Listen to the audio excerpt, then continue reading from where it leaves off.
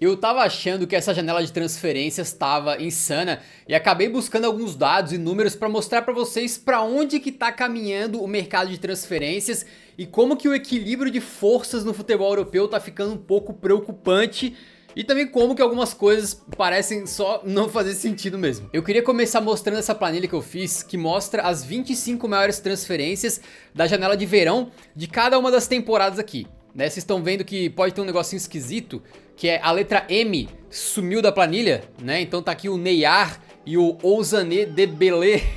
Isso é por causa de um tratamento de dados que eu tive que fazer bem rápido, não se preocupem, beleza? Mas o que essa planilha mostra pra gente, né? Tem os gráficos aqui, ó, se liga só. Primeiramente esse gráfico aqui, ele soma o valor total gasto em transferências dos 25 jogadores mais caros. Vocês podem ver que a gente tava aqui em 17 e 18 e 18 e 19, mais ou menos no mesmo patamar.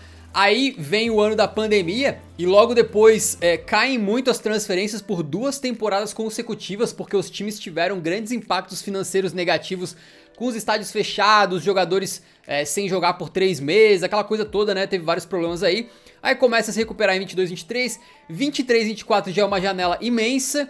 Na temporada passada cai um pouquinho e agora em 25, 26 a gente tem novamente a barrinha lá em cima. E esse aqui é o gráfico de média de valor por jogador das 25 maiores transferências. Ele acompanha o gráfico anterior, obviamente, né? Então vocês podem ver que em média os 25 jogadores mais caros estavam custando aqui 67, né, 47, caiu para 45 só, né, no ano pós-pandemia aí, e agora voltou para em média, um jogador top 25 custa 72 milhões de euros, cara. Que coisa absurda, né? Então a gente tá vendo aqui um período, lá 17 e 18 e 18 e 19, que era aquela época que o mercado inflacionou muito com Neymar no PSG por 222 milhões, Mbappé por 180, aí depois os gastos do Barça, né, no Coutinho, no Dembélé, aquela coisa toda. Depois tem o impacto da Covid e agora essa nova onda, essa recuperação. Eu fiz aquilo ali das 25 maiores transferências da janela, mas o Transfer Market, eles somaram todas as transferências globalmente, no mundo inteiro. Nessa janela, 2025-26 é quando mais dinheiro foi gasto na história do futebol. 8,86 bilhões de euros, cara, em jogadores. É quase o dobro da temporada 2015-16, que é coisa de 10 anos atrás, uma década aí, que tava com 4,52. Ou seja, o futebol, ele praticamente dobrou os seus gastos com contratações. Mas é importante ressaltar que não é o futebol como um todo que está nadando no dinheiro. Muito disso aqui é puxado pelo poderio financeiro absurdo que a Premier League desenvolveu ao longo do tempo. Esse post aqui, por exemplo, ele é bem emblemático do que está acontecendo no futebol europeu, né? Que tem basicamente um alemão, imagino eu, ou pelo menos torcedor do Bayern de Munique, reclamando que a Premier League está destruindo o futebol alemão. Como, né? Os principais talentos da Bundesliga não estão mais indo para o Bayern de Munique, estão indo para a Premier League, né? Então a gente está vendo aqui, por exemplo, o Florian Wirtz era um jogador que o Bayern tinha todo o interesse, ainda mais para jogar com um colega dele, amigaço, né? Aí que é o Musiala. E o Bayern de Munique queria o Florian Wirtz, e o Florian Wirtz preferiu ir para o Liverpool, beleza? O nosso querido Nick Woltemada é outro que o Bayern estava negociando para ser reserva do Harry Kane. Acabou não chegando a um acordo por causa de questões financeiras e o cara foi pro Newcastle. Ekitike, talvez é outro que no passado tivesse ido parar no Bayern de Munique. Ou o Seshko também, né? Obviamente são muitos atacantes ali, mas pelo menos dois, né? Num passado muito recente, pelo menos uns dois desse aí, teriam ido parar no Bayern de Munique no caminho natural das coisas, do Bayern sempre pegar os maiores talentos da Bundesliga. E isso, nessa temporada, acabou. Alguns dos melhores jogadores alemães ou que jogam no campeonato alemão simplesmente estão indo para a Premier League ao invés de ir para o Bayern de Munique, né? Esse gráfico aqui, ele basicamente combina todo o valor gasto por clubes das 5 principais ligas europeias, né? E compara. Então a gente tem aqui na esquerda a Premier League gastando 3 bilhões e um pouquinho de libras, tá? Tá em libras, não em euros. E do lado direito é a soma da Série A italiana, Bundesliga, Ligue 1 e La Liga. As 4 somadas gastaram 200 milhões de libras a menos que a Premier League sozinha. Isso aqui é insano. Esse outro gráfico aqui também mostra uma coisa muito interessante, né? Para onde que foram, esse aqui tá em euros, os 3 bilhões e meio de euros gastos por times da Premier League, né? 1 bilhão e 200 ficou na Premier League. Vocês estão vendo, quanto maior o quadrado aqui, o retângulo, mais dinheiro gasto, né? 664 milhões foram para contratar talentos da Bundesliga, 400 milhões para contratar talentos da Ligue 1, 300 Série A italiana. E por aí vai, até o Brasileirão tá aqui, ó, 111 milhões gastos em jogadores do Brasileirão. A Premier League vai pegando o melhor talento de todas as ligas, basicamente ligando ali uma espécie de aspirador de contratações, né? E onde tiver um talento se destacando, eles vão sugando. Isso não é à toa, a Premier League acabou de bater o recorde de maior valor gasto em todos os tempos, né? Vocês podem ver aqui esse gráfico vindo lá do The Athletic, que há uma década atrás, os clubes da Premier League gastaram aqui, não dá pra ver o valor exato, mas cerca de uns 900 milhões de libras na janela de transferências. Esse valor foi crescendo e a partir da temporada 21-22, né, da 22-23 aqui ele explode. E agora a gente passou de 3 bilhões de libras pela primeira vez. É um valor que é muito insano e não tem comparativo, nenhuma outra liga consegue sequer chegar perto. Essa lista aqui são das transferências mais caras da janela, né? E vocês podem ver que elas são dominadas aí pelo Liverpool nas 3 primeiras colocações, depois Newcastle, Manchester United, aparece um Galatasaray perdido, mas se tu for contar, são 18 das 25 principais transferências indo para clubes ingleses. Tranquilo? E tu vê alguns gastos, por exemplo assim, o Manchester United contratou 3 jogadores de 75 milhões mais ou menos de uma tacada só. O Liverpool, 3 de mais de 95 milhões de euros, né? O Newcastle investiu 85 milhões no jogador. Enquanto essas aqui são as transferências mais caras do futebol italiano nessa temporada. Vocês podem ver, cara, que tem 4 jogadores acima de 30 milhões só. E o mais caro foi o Nkunku, que é um jogador que, né, vem de uma fase muito ruim por 37 milhões. Isso aqui na Premier League tem time pagando por jogador reserva. Ó, times que mais gastaram na janela, essa coluna aqui, né? Os 8 primeiros são os times ingleses. O Big Six e ainda 2 intrusos, que são Newcastle e Nottingham Forest, que obviamente tem donos aí bilionários, né? O Marinakis, o grego do Forest, e a Arábia Saudita, dona do Newcastle. E a gente começa a ver umas coisas insanas, né? Porque depois do top 8 tem o Bayer Leverkusen e o Sunderland, que acabou de vir da segunda divisão, gastou mais que o Atlético de Madrid, o Real Madrid, que o Milan, né? Aí a gente vê aqui na lista o West Ham, o Wolverhampton, Bournemouth. Esses times têm mais poderio financeiro do que a Juventus hoje em dia. E é uma análise bem superficial, tá? Tô falando só de gastos, obviamente também tem as vendas. Então o Bournemouth gastou 138 milhões e ainda tá no lucro de 100 milhões na janela de transferências, porque os caras venderam muito bem. Então tem como ir numa complexidade muito maior do que o que eu tô falando aqui, né? Mas o fato é que a gente tem visto até times pequenos, por exemplo Burnley, gastando mais que times gigantes de outros países, por exemplo o Napoli. Diante de um cenário onde tem alguns clubes portugueses com dificuldades financeiras, clubes da França perderam muita grana de direitos televisivos, também estão com dificuldades, né? Os italianos nem se fala. Na La Liga tem lá o Atlético de Madrid e o Real Madrid ainda gastando, né? Já o Barcelona tá numa situação meio complicada recentemente. E os outros clubes que não são esses 3 também não estão muito bem, enquanto a Premier League só gasta e gasta e gasta. A gente pode acabar chegando num cenário onde os clubes ali em 13º, 14º, 15º da Premier League tenham mais dinheiro e até consigam atrair melhores jogadores do que um Milan, do que um Napoli, talvez até do que um Borussia Dortmund, vai saber. A gente já tem visto o fenômeno de jogadores saindo de grandes clubes da Holanda e de Portugal e do Brasil também, né? Já que para falar um pouco da nossa realidade nacional, para ir para clubes pequenos da Inglaterra, porque a Premier League paga muito, muito bem pros clubes, né, que querem receber a grana, salários pros jogadores, dá visibilidade. Então, eu até falei em outro vídeo, mas é curioso que tinha esse fenômeno de querer criar uma Superliga Europeia no passado, e meio que ela foi criada já. É a Premier League. A Premier League meio que é uma Superliga já atualmente. Onde é que isso vai parar, né? Vai aumentar ainda mais esse gap entre a Premier League e as outras ligas? Futebol é mágico porque pode acontecer qualquer coisa em qualquer jogo, né? Mas isso vai gerar talvez um domínio inglês na Champions League? Eu não sei, mas é possível que aconteça e é bom a gente ficar de olho pra tentar entender o que tá rolando, beleza? Outra coisa que eu queria falar é como que os jogadores estão inflacionados, principalmente no mercado de centroavantes, né? Vamos trazer o caso do nosso querido Hugo Ekitike, bom jogador, tá? Gostei muito de quando ele enfrentou o Tottenham na temporada passada. Esse ano agora já acompanhei alguns jogos do Liverpool em que ele tá bem. Mas dá uma observada comigo aqui, ó. Temporada 23-24 do Ekitike, né? Ele não joga tanto, faz 4 gols na Bundesliga. Beleza. Aí ele vai pra temporada 24-25 e tem uma temporada muito, muito boa. Ó, vamos pegar o subtotal aqui, ó, 22 gols, né, em várias competições e 12 assistências. Realmente 34 participações em gol é bastante bom, mas me parece que no passado ele seria ainda considerado um jogador que teve, pô, uma boa temporada. E é uma boa temporada. Não é uma temporada de gênio, tá? Não é uma temporada do Gyökeres no Sporting. Não é uma temporada, nos tempos áureos, do Luizito Soares no Ajax.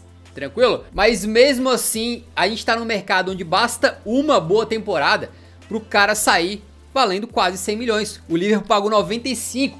E é claro que tem várias questões aqui, é um cara mais jovem, tem potencial e tal e tal. Mas me parece que os valores estão completamente fora da casinha. Isso que a gente não tá nem falando de bonificação que o jogador ganha por assinar contrato, taxas pagas para empresários, que são coisas que nunca são divulgadas, não entra aqui no Transfer Market, né?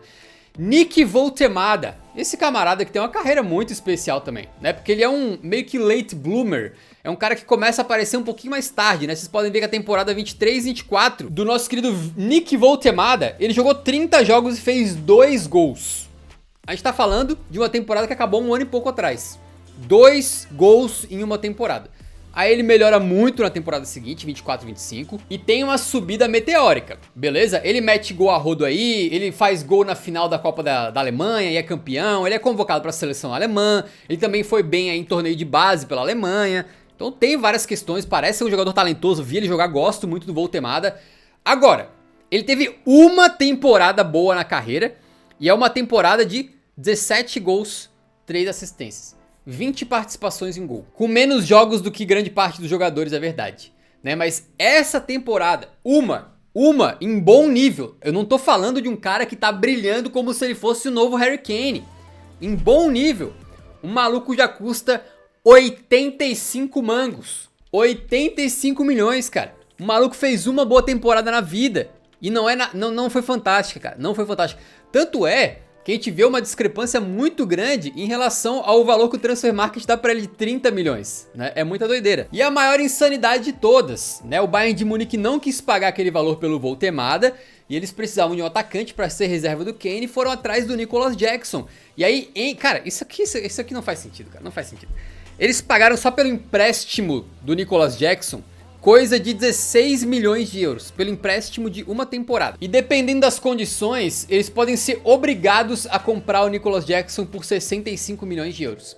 Aí tu soma tudo, o Nicolas Jackson, que é um cara que tem o seu talento, tá? Não é tão meme quanto as pessoas fazem ele parecer, tá? Ele não é tão ruim assim, ele tem boas qualidades, mas esse cara, no mercado atual, tá custando 80 milhões de euros, cara. Eu tenho muita impressão de que coisa de 2 anos atrás, né, 80 milhões talvez traria um jogador bastante superior. Tem aquela questão de, ele se provou na Premier League, ele tem uma idade boa, né, acho que ele tá com 24 anos, uma coisa assim, e tal, mas ainda assim, eu tenho a impressão que são valores infladíssimos. Essa aqui é a lista de transferências da temporada 22-23, as mais caras, né, a gente pode ver aqui que o Darwin Núñez custou 85 milhões pro Liverpool, né, o próprio Isaac pro Newcastle, quase 80 conto também.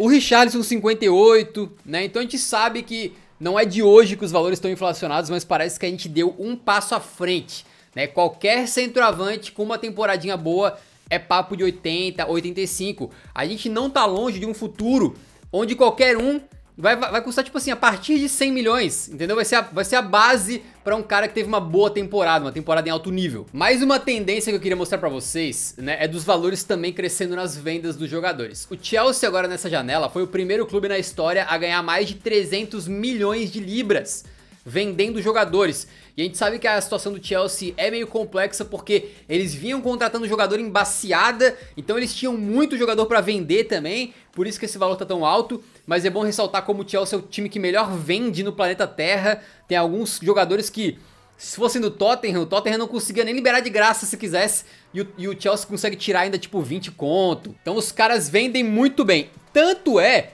que esse gráfico aqui da BBC mostra os maiores valores que clubes já ganharam em uma só janela de transferências vendendo jogadores, né? E dos 7 valores que tem aqui, o Chelsea aparece 3 vezes. Então os caras são mestres na negociação, na venda de jogadores que estão encostados, ou, né, de pegar jogadores só pra revender depois no futuro e por aí vai. Isso tem uma explicação que não é só porque o Chelsea gosta, né? É também porque financeiramente, pra contabilidade que conta lá pros fair play financeiro da vida, existe uma regra na contabilidade que é basicamente o seguinte: se você vendeu o seu jogador por 100 milhões, entra nos seus livros contábeis aqueles 100 milhões positivos na hora, pro mesmo período fiscal. Agora, se você comprar um jogador por 100 milhões com um contrato de 5 anos, você amortiza o valor de 100 milhões dividido por 5. Então, a cada ano fiscal vai entrar apenas 20 milhões daquele valor. Portanto, isso é um incentivo para os clubes, sim, ficar comprando e vendendo toda hora, porque as vendas entram o valor direto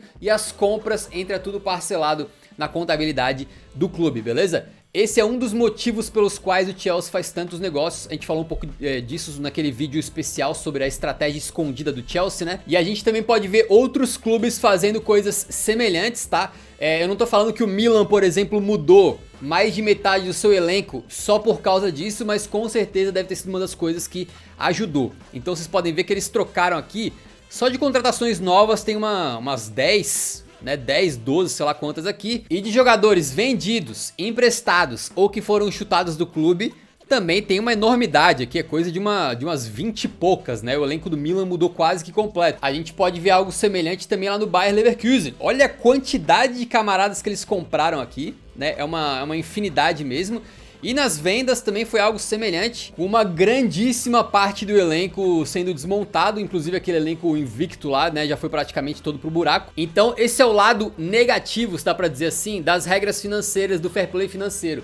Por mais que ele esteja em prática por um bom motivo, para evitar que os clubes tenham gestões desastrosas e vão à falência, e também para limitar que clube que tem dinheiro infinito, né, como o Manchester City, o Newcastle da vida, possa gastar infinitamente e ter assim uma vantagem muito absurda sobre os outros. Então os motivos deles estarem ali são positivos, né? Eles geram também consequências como essas, em que os clubes não só têm um interesse completo em vender jogadores da base que entram como lucro puro na contabilidade, mas também eles têm interesse em ficar mudando o jogador como se fosse trocar cartinha, como se fosse compra e venda de commodity, de ações, porque isso literalmente ajuda a fechar as finanças. Esse vídeo não é uma análise super profunda, tá? Se eu fosse fazer algo assim, faria um vídeo completão lá pro Eurofut. É mais assim, informações que eu tô buscando, tentando montar um cenário na minha cabeça, tentando entender o que tá acontecendo, beleza?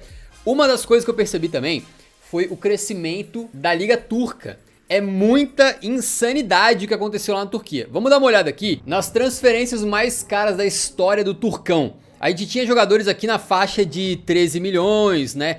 15 milhões. Vocês podem ver que o brasileiro Gabriel Sara custou 18 milhões na temporada 24-25, né? Já foi um salto. O En-Nesyri, 19,5. Esse aqui era o valor mais alto gasto na história de um clube turco, até antes dessa janela, tá? E aí, de uma vez só, na mesma janela de transferências, eles quebram o valor mais caro gasto 5 vezes. 5 vezes, né? O Arturkoglu, 22,5, já seria a transferência mais cara da história do campeonato turco, mas tem o Kokchu indo pro Besiktas, ainda que conta só na temporada seguinte, porque aqueles empréstimos marotos também por questões contábeis, né? Empresta, daí o clube só paga na temporada seguinte pra conseguir fechar a contabilidade certinho.